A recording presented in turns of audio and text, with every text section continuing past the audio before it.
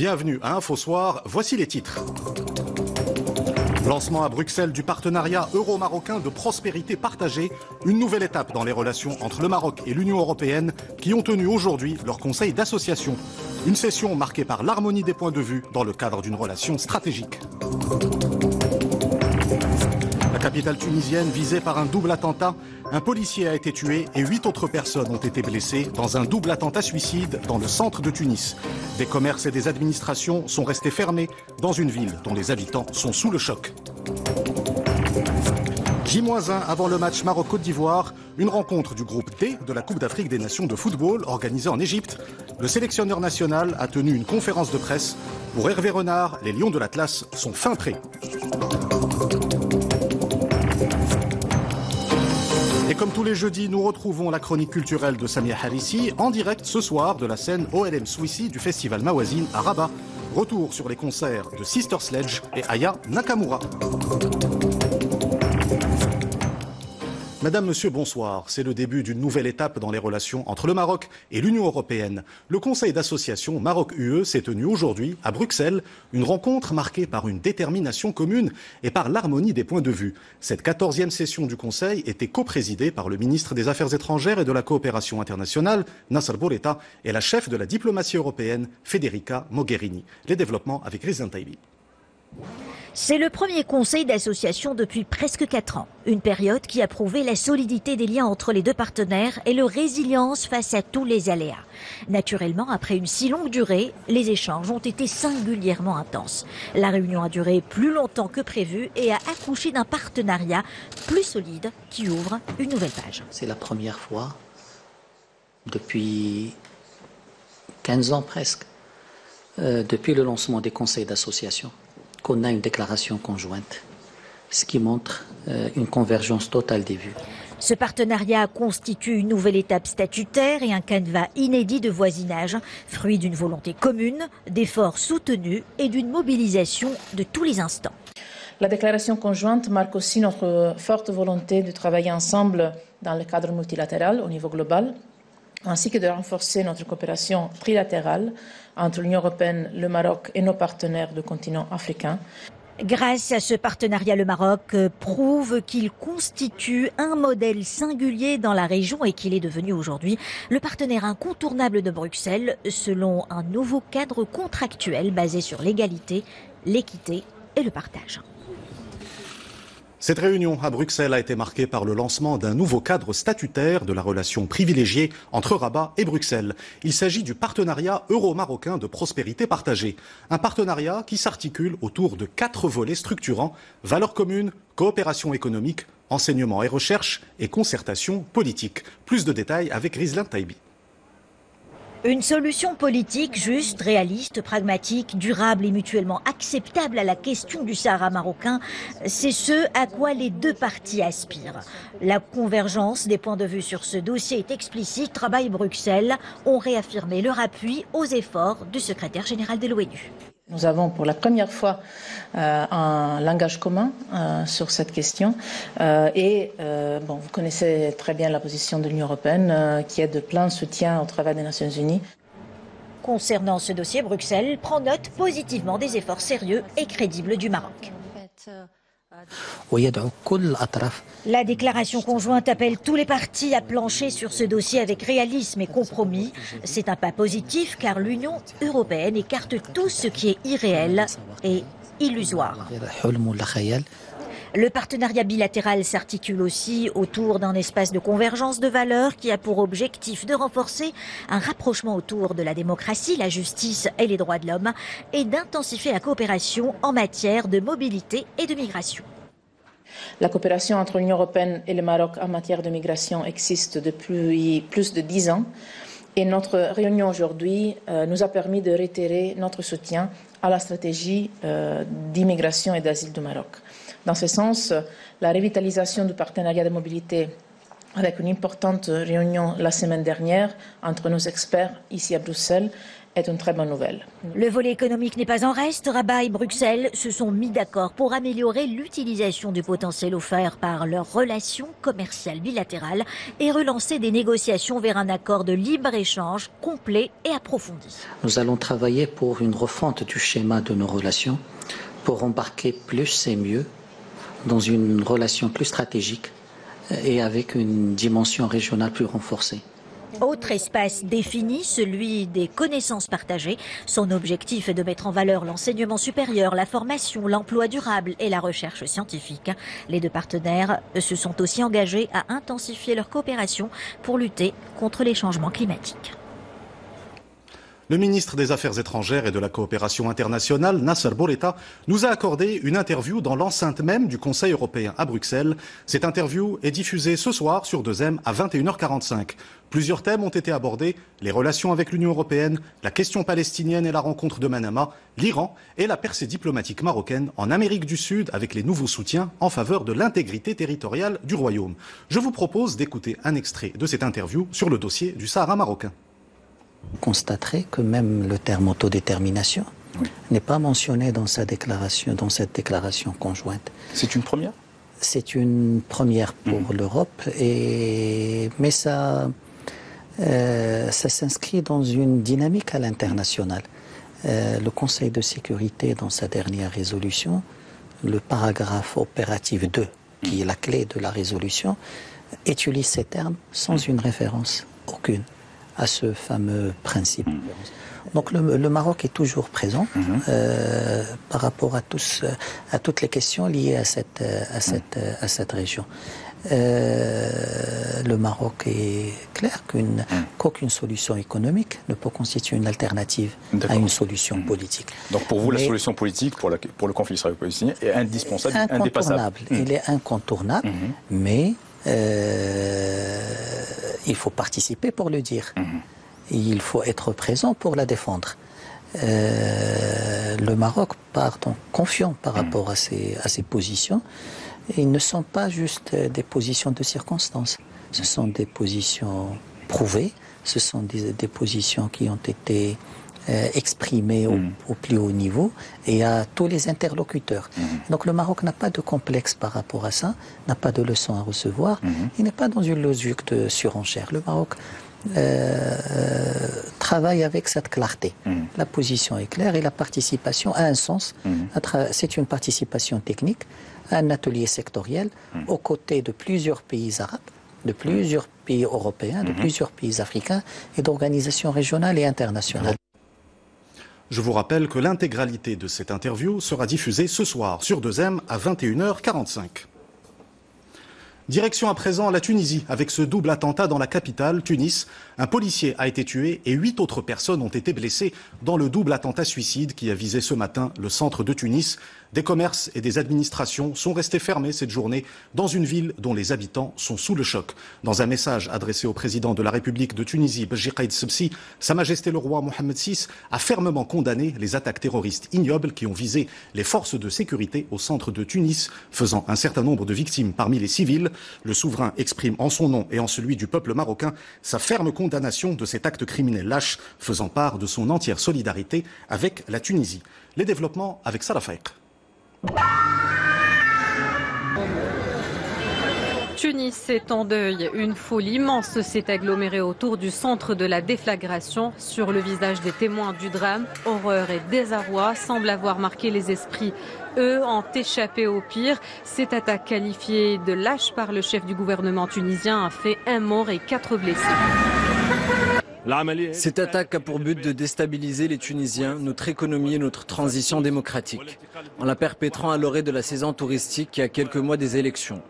Mais je souhaite affirmer aux Tunisiens que notre volonté est infaillible. Ces groupes terroristes n'ont pas leur place en Tunisie. Notre guerre contre eux est une lutte pour la survie, une question de vie ou de mort. Nous ne baisserons pas les bras avant d'avoir éliminé toute trace du terrorisme en Tunisie. Malgré un dispositif sécuritaire important, les badauds ont refusé de quitter les lieux. La foule n'a pas manqué de scander des slogans antiterroristes. Peu après cette première attaque 6 avenue Bourguiba en plein centre de Tunis, une seconde attaque a eu lieu près d'un commissariat de police faisant 4 autres blessés.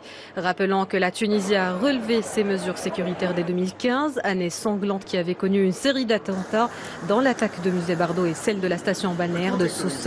Ces attaques revendiquées par le pseudo l'État islamique semblent toutes partager un choix de lieu de grand impact, un choix temporel stratégique, une attaque idéologique ou politique, seule l'enquête le révélera. Et ce soir, la présidence tunisienne affirme que le président Béji Caïd Sebsi a été victime d'un grave malaise et a été transféré à l'hôpital militaire de Tunis. Son état est désormais stable et il reçoit les soins nécessaires. Vendredi dernier, le chef de l'État tunisien avait été hospitalisé pour des tests médicaux ordinaires à la suite d'un malaise de santé qualifié de léger. En Espagne, pompiers et militaires sont mobilisés face aux incendies en Catalogne. Les flammes ont déjà ravagé plus de 5000 hectares. Une situation qualifiée de critique par les autorités. Ces incendies se sont déclarés alors qu'une forte vague de chaleur traverse actuellement l'Europe.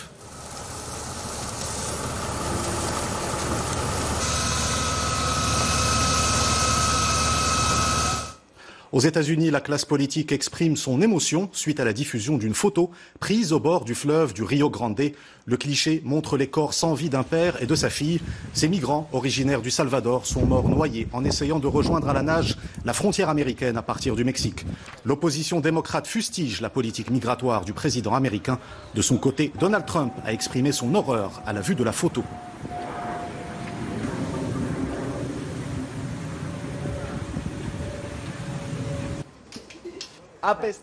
Retour au Maroc avec ce communiqué du Bureau central d'investigation judiciaire. Le BCIJ annonce que les investigations et les recherches menées suite au démantèlement mardi dernier dans la commune d'Ourika, dans la région de l'Haouz, d'une cellule terroriste liée à Daesh, ont permis la découverte dans cette région de 2 caches aménagées dans 2 fermes par les membres de cette cellule. Les perquisitions menées aujourd'hui ont notamment abouti à la saisie d'une grande quantité de substances chimiques et d'autres quantités de poudre noire et de sciure d'aluminium, de 2 bonbonnes de gaz, de cagoules et d'outils de soudure.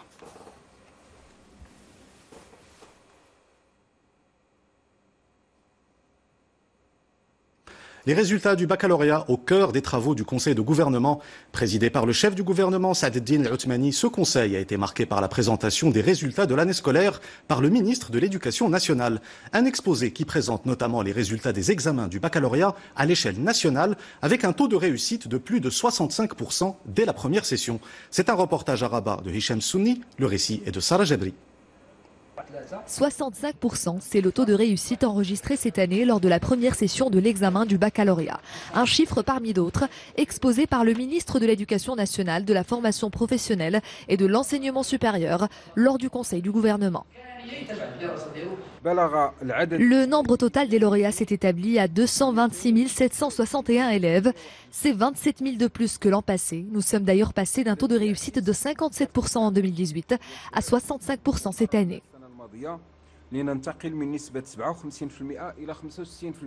Le pourcentage de mentions représente un peu plus de 51% du nombre total des lauréats et concernant les cycles du baccalauréat international marocain et du baccalauréat professionnel, le taux de réussite a grimpé par rapport à l'an passé. Le nombre d'élèves ayant décroché le bac international est de 23 671 contre 17 000 l'an passé. 84% des candidats en situation de handicap ont décroché leur diplôme cette année. S'agissant des cas de triche lors des épreuves du baccalauréat, ils auraient enregistré une baisse considérable depuis l'entrée en vigueur, il y a 2 ans, de la loi relative à la répression des fraudes aux examens. Renforcer les bases du système éducatif, c'est tout le sens de l'initiative lancée par 2 associations dans la région de l'Haouz. Des formations sont organisées au profit des éducateurs du préscolaire en zone rurale. L'objectif est de leur permettre de maîtriser les outils pédagogiques et éducatifs nécessaires. Une initiative déployée en faveur d'une trentaine de bénéficiaires. C'est un reportage de Isa Sharqi et Mohamed Chahima. Sensibiliser les éducatrices du préscolaire issues de zones rurales aux outils pédagogiques de base, tel est l'objectif de cette session de formation. Un programme à la fois théorique et pratique qui permettra d'améliorer les conditions d'apprentissage des enfants et ainsi favoriser leur épanouissement. Nous allons présenter une session sur l'éveil scientifique et technologique dès le préscolaire. Toute la session a un cadre plus ou moins scientifique. Nous aborderons également la créativité au préscolaire.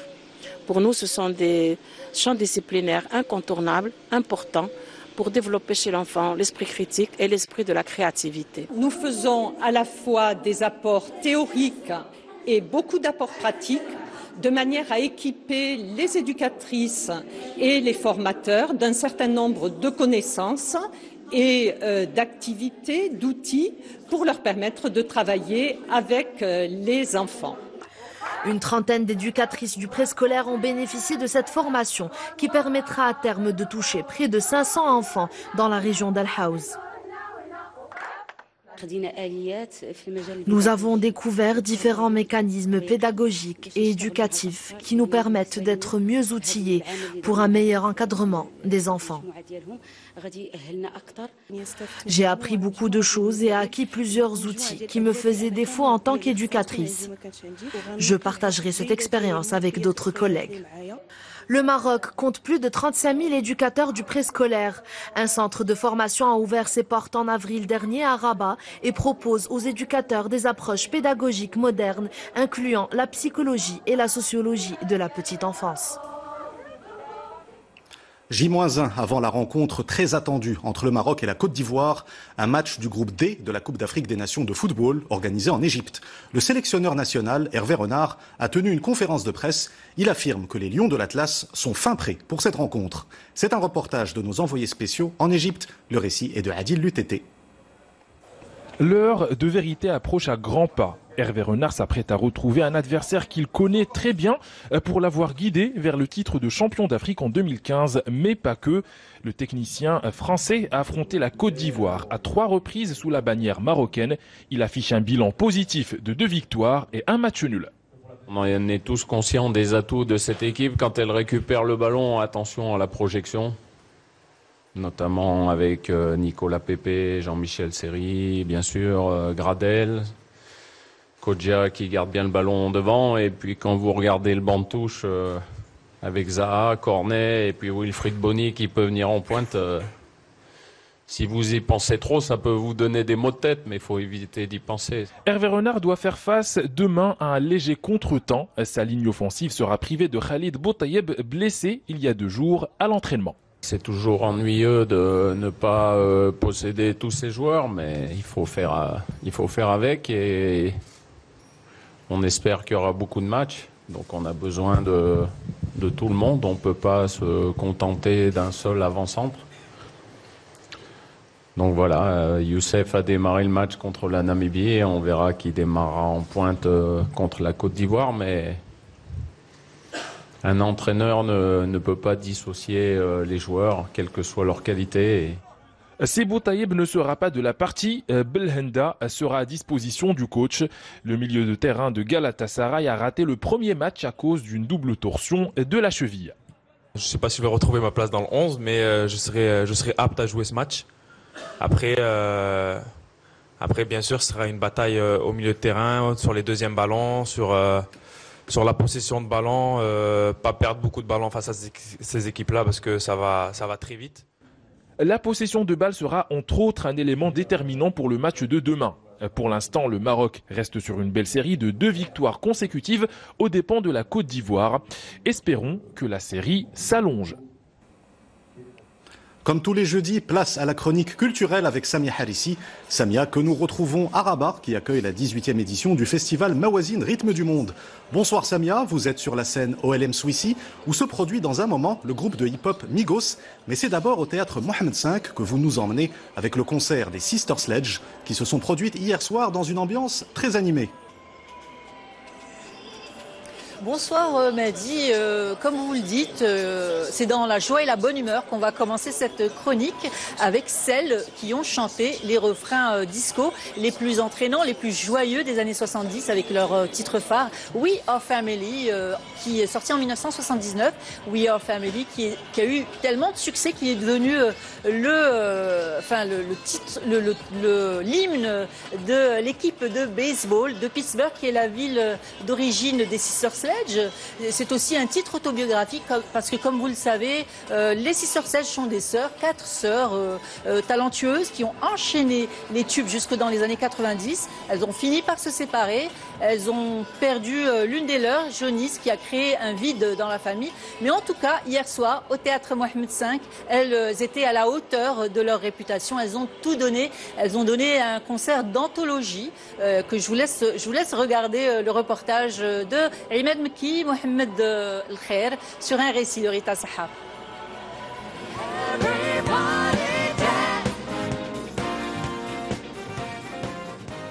Une entrée sensationnelle, à l'image d'une époque qu'elle représente.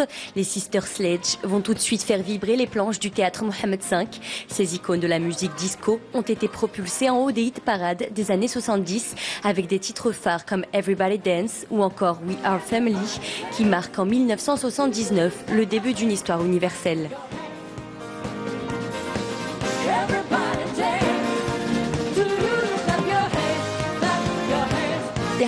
Au début, nous n'avions aucune idée du succès que remporterait We Are Family. Je ne pense pas non plus que la compagnie de disques s'y attendait.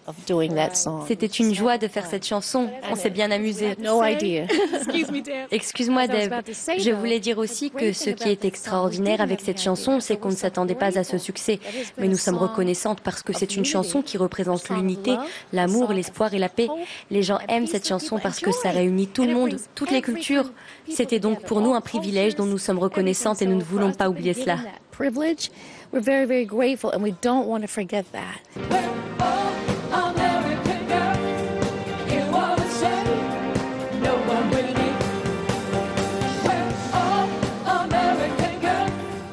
En l'absence de Johnny, disparu en 2017, Cathy, Kim et Deborah assurent la relève avec brio.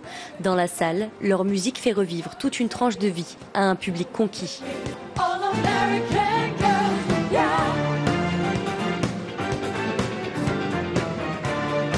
C'est toute une génération. C'est Motown déjà. Donc non, c'est un groupe que j'ai apprécié même étant petit.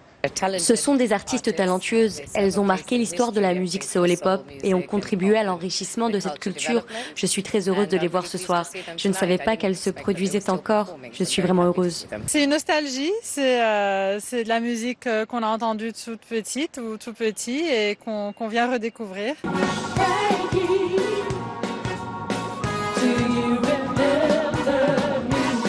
Véritable bête de scène et machine à tubes, les Sisters Sledge ont vendu 15 millions de disques et décroché plus de 100 distinctions. Le concert d'hier soir à Mawazine est pour elles une étape clé de leur tournée mondiale cette année. Et on revient à l'OLM Swissy avec le concert d'Aya Nakamura qui a enflammé la scène hier soir. Et oui, on passe à une autre génération de chanteuses R&B, Mehdi, avec Aya Nakamura, qui s'est fait connaître dans les réseaux sociaux et que le grand public a découvert avec son célèbre tube Jaja. Jaja qui est certifié disque de platine. Et puis Nakamura, son nom de scène, elle l'a emprunté à un des personnages, ses personnages favoris dans la série Heroes, Aya Nakamura, dont les clips sont vus des millions de fois sur Internet. Hier soir, à l'OLM Swissy, l'OLM Swissy était plein à craquer et des milliers d'adolescents ont fait écho à ces chansons. Donc je vous laisse apprécier l'ambiance avec ce reportage de Rita Saha et Hicham Behlaouen. On regarde.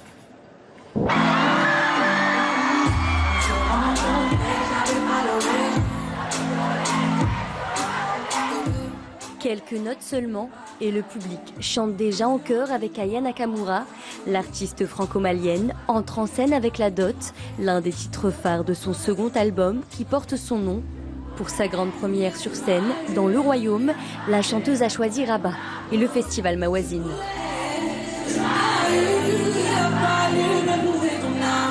Déjà, c'est un honneur d'être invitée en tant qu'artiste. Moi, c'est ma deuxième fois au Maroc. Première fois, j'étais venue pour des vacances et là, je viens pour chanter. C'est quand même quelque chose de très grand et je suis fière. Influencée par les mélodies des Caraïbes et des artistes comme Vybz Kartel, Pearl Lama, Karine ou encore Festina, du haut de ses 24 ans, Aya Nakamura connaît un succès phénoménal dans l'Hexagone et même au-delà des frontières. Son dernier album est même certifié double disque de platine. que ça fait d'avoir tout ce succès-là, tu veux dire? Bah, en vrai, moi, je suis dans ma bulle, tu vois. Je préfère, comme je le dis tout le temps, je préfère rester avec la même base, c'est-à-dire la famille, les amis proches, les amis avec qui j'ai commencé, enfin, avec ma fille. C'est pour ça que, enfin, ça aide aussi à garder les idées bien placées, la tête froide. Devant la scène de l'OLM Swissy, des milliers de fans ont chanté en chœur avec Aya Nakamura, de Cookie à Copine, en passant par l'incontournable Dja Dja.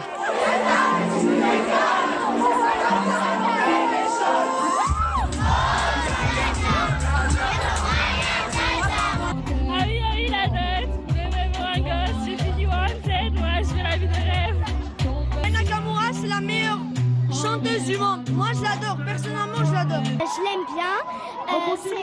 Elle chante très très bien. Ça va, elle est trop bien et elle est trop jolie. Après avoir laissé au public de Mawazine des étoiles plein les yeux, la chanteuse, issue d'une famille de griots, poursuit sa tournée en Europe avec ses tubes R&B, toujours aussi entraînants, et ses rythmes enchantants afro-caribéens.